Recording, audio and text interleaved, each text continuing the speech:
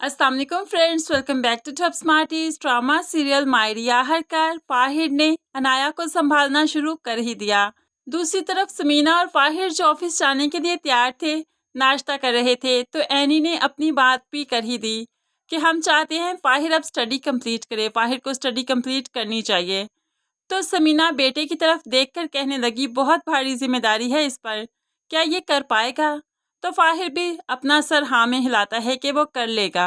तो समीना को भला क्या एतराज़ हो सकता है, वो कहने लगी ठीक है, लेकिन अपनी स्टडी के साथ साथ ऑफिस के कामों को भी नज़रअंदाज नहीं करना, उनको भी तुम्हें ही देखना है, हम दोनों ने मिलकर ही ये बिजनेस सेट करना है।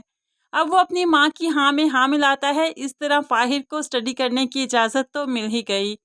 रहीला को हबीब ने कहा था कि किसी तरीके से मीना भाभी और फाहिर को आज ऑफिस मत आने देना, क्योंकि बहुत ही ज़बरदस्त डील होने जा रही है जिसमें बहुत ज़बरदस्त प्रॉफिट होगा और मैं चाहता हूँ वो प्रॉफिट मैं रखूँ, इसलिए इनका ऑफिस आना कल ज़रूरी नहीं। तो यहाँ पर रहीला अपना काम कर ही देती है, तेल गिरा देती है, जिस पर से एनी फिसल कर गिर जाती है।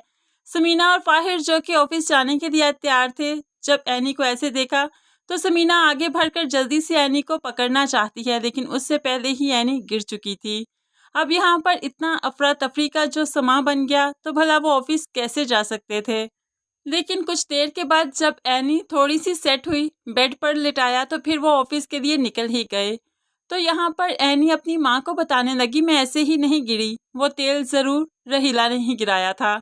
तो अब आयशा भी सोच में पड़ गई, बाकी ऐसा हो सकता है कि रहीला ने गिराया हो, लेकिन एनी से कहने लगी, अगर सच में ऐसा है तो मैं रहीला को नहीं छोड़ूंगी, उसने मेरी बच्ची की जान लेने की कोशिश की है, मैं उसकी जान ले लूंगी। समीना और फाहिर आज ऑफिस लेट पहुंचे थे क्योंकि मीटिंग थी, जाना ज़रूरी था, इसलिए समीना ज़रूर गई ऑफिस। लेकिन जाकर क्या देखती है कि डीलर्स तो यहाँ से जा चुके थे।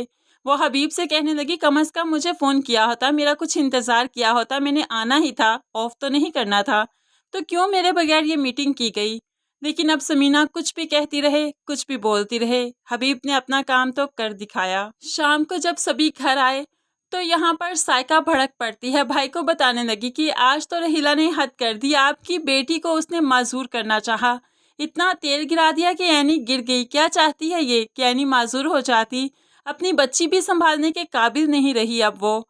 अब हबीब जानता है कि रहीला को सब कुछ कहकर गया था तो उसी ने ही कुछ किया है, लेकिन सबके सामने तो वो रहीला को डिफेंड ही करता है, उसकी साइड लेता है और सायका के खिलाफ ही होता है कि सायका अब तो तुम हमेशा रहीला के खिलाफ खड़ी रहती हो, तुम्हें तो बस कोई मौका ही चाहिए, चाहे उसने कुछ गलत किया भी नहीं फिर भी तुम उसके खिलाफ खड़ी हो जाती हो। ऐसे में वो रहीला को लेकर कमरे में चला जाता है, लेकिन जैसा कि वो जानता है कि रहीला ने ही सब किया है, तो हो सकता है यहाँ बेटी के हक के लिए वो रहीला के साथ झगड़ पड़े कि तुम्हें इन सब में भला एनी को नुकसान पहुंचाने की क्या ज़रूरत थी, तुम्हें उसके साथ ऐसा नहीं करना चाहिए था। लेकिन हो सकता है कि हबीब कुछ भी ना कहे, क्योंकि जैसा लालची वो बाप है, उसे अपने बच्चों की भला क्या परवाह। फ्रेंड्स, आपको क्या लगता है, हबीब एनी के हक में बोलेगा या नहीं, ज़रूर कमेंट्स में बताइएगा। मज़ीद वीडियोस के लिए चैनल को सब्सक्राइब करके साथ बेल नोटिफिकेशन ज़रूर प्रेस कीजिए, ताकि आने वाली हर वीडियो आप आसानी से देख सकें। अल्लाह हाफिज़।